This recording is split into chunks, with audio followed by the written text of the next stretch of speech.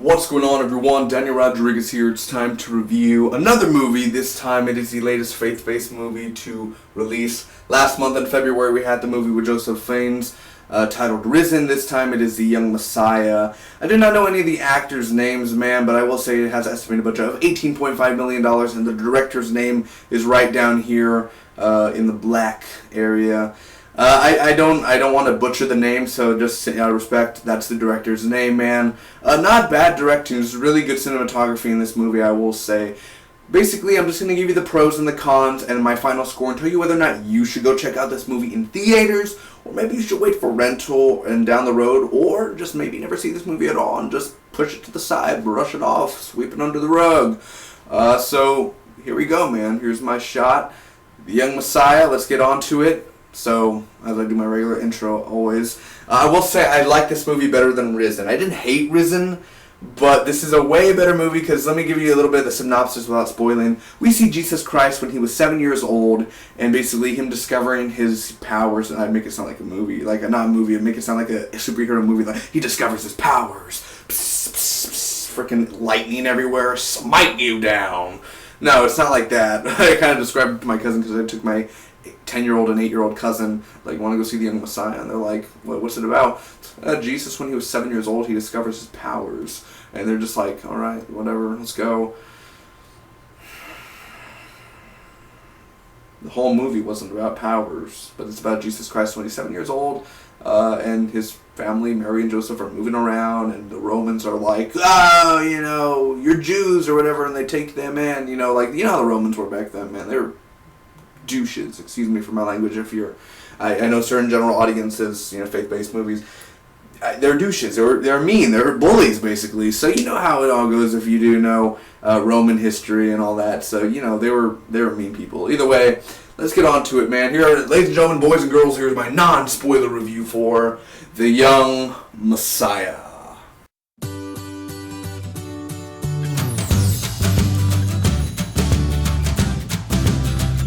Like I said earlier, the directing is really, really good in here. I love the cinematography. The setting is a beautiful place. The filming locations that they filmed at were very beautiful, very natural, Romanish look, Jerusalemish look. I know ish look, but it definitely had a beautiful look. You believe, yeah, you're back in the time with Jesus Christ, the young Jesus, man. And the clothes and everything, because they do make a lot of these movies, like Passion of the Christ, a really great movie. I love faith-based movies, man. Now, there was a time where there was only like one faith-based movie every few months. Now, this is the year where there's like 7 or 8 faith-based movies coming out this year, like in theaters, which is not a bad thing, really. It's not, you know, I'm Christian, you know, but I haven't, you know, I do, you know, whatever is your belief. You don't have to be religious. You don't have to believe in God to see this movie, of course. It's a movie, man. Go ahead and enjoy it if you want, but I will say, you know, this movie doesn't, like, throw down, like, it's basically just, it's a fictional, it's not non-fiction. It does say in the beginning, I believe, that this is just a fictional storyline of when God was Jesus was 7 years old, all this stuff, you know, and it's basically just that storyline there. So, I will say, like, again, the directing, the cinematography, the setting was awesome. The young kid who played Jesus Christ, man, he was set, like, again, 7 years old. I don't know how old the actor is, but he's probably about 10, 11 years old, around there, or 8, 9 years old, and he is a really, really good actor. Not like I'm saying an Oscar or something worthy, but he is a good actor. He really does play Jesus Christ very well, and, you know, at a 7-year-old age, you do picture, like, that's Jesus Christ, like, the way that he looks, the way that he portrays him, like, for 7 years old, the guy was pretty good, the kid, so I will say that he's cute, you know, like, girls will be like, oh, look, I wish he was my son, so, you know, he's an adorable looking little kid. That was a real, you know, that's a good thing. You could relate to the character, or the character, you know, he's nice, he's not of sin, he's innocent, you know how kids are, man, but he wasn't always running around like, ha, I want to play Xbox, PS4, you know, this was back in the day, man, where there was none of that stuff. All you had to play with is rocks, and they killed you by rocks. Fun days, ain't it? So again, the directing, the cinematography, and the actors. His uncle. He had an uncle. I do not know the actor's name, nor do I know the character's name, but he had long hair, he was a little chubby, and he was like, ha ha, come here, Jesus. Let's talk about stuff. Yes. He's one of those characters, man, and I really enjoyed him a lot. I do know he's a comedian. The actor, he is a comedian. He's a very funny character, so look out for the uncle if you do see the movie. He's very noticeable, very funny. The effects in here, whether it's just practical effects or CGI effects, some of the action scenes. Sean Bean is in this movie.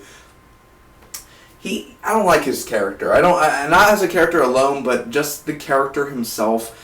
You didn't have to have Sean Bean in this movie. You could have picked any other actor to be in this movie, but you picked Sean Bean. Maybe you just wanted to be part of a faith-based movie, sure, whatever, that's cool.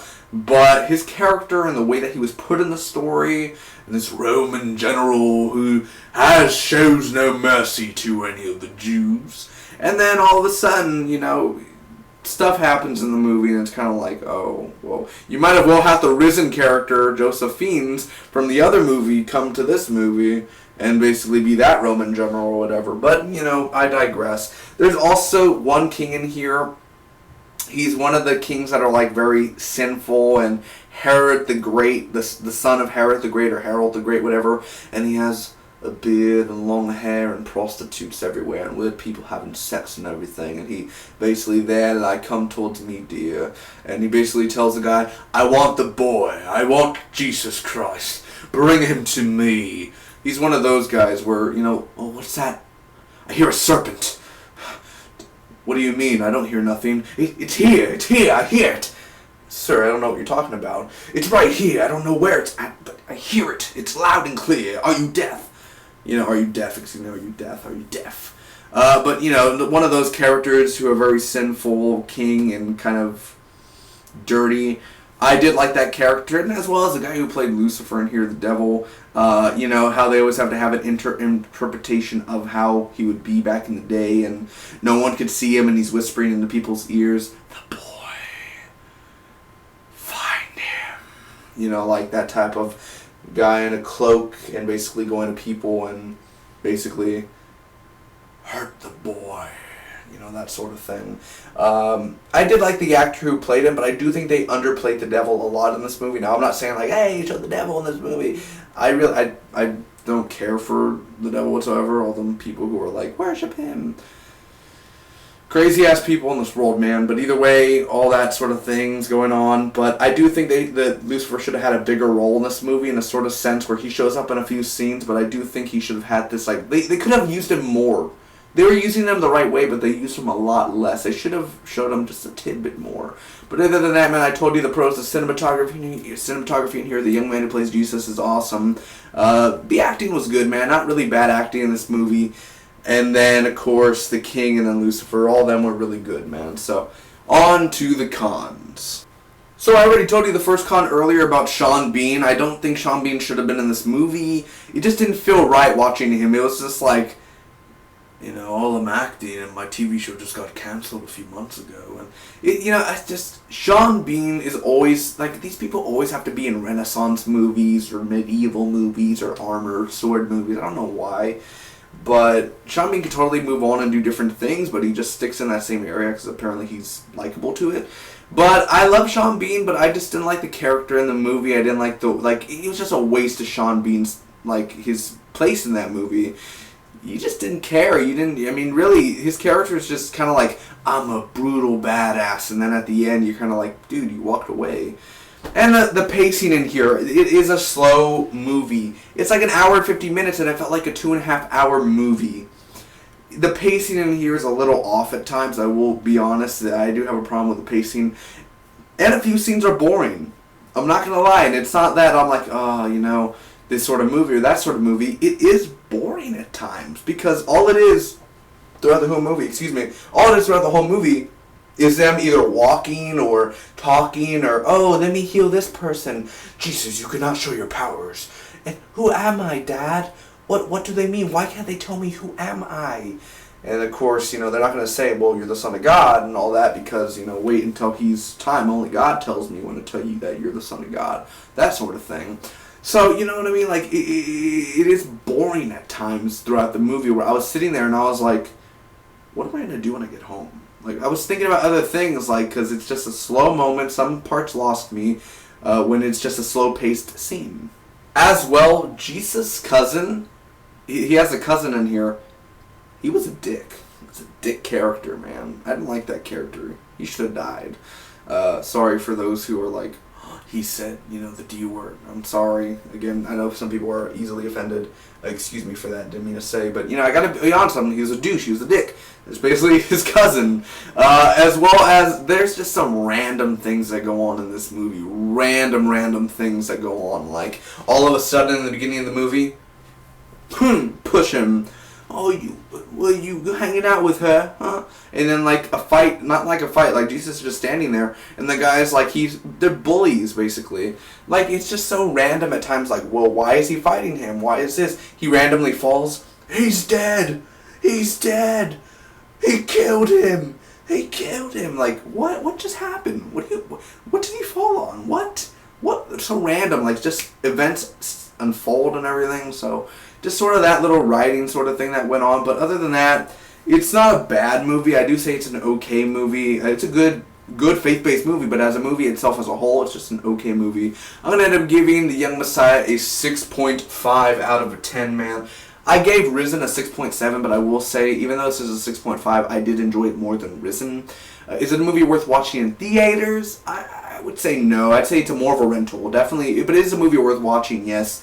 Rental for sure. Unless you have a church group or something, you want to go see this movie, yeah, by all means, go see it in the theater, man. But it's not something I would pay $8 to see. It would be more of the morning, early matinee, $5 sort of movie.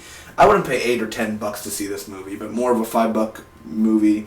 And if you're not going to see it in theaters, definitely for rental, man. Check it out, man. See what Jesus was at 7 years old. Anyway, thanks so much for watching, guys. If you enjoyed the review and you want to show your support, hit that like button, and I would really appreciate it if you click the subscribe button. That even make me a happy young man there. Comment down below. Tell me your thoughts about this, on this review and on the movie. Tell me whether or not you're going to go check it out now. Thanks again. I'll be seeing you guys for the next movie review. Bye-bye.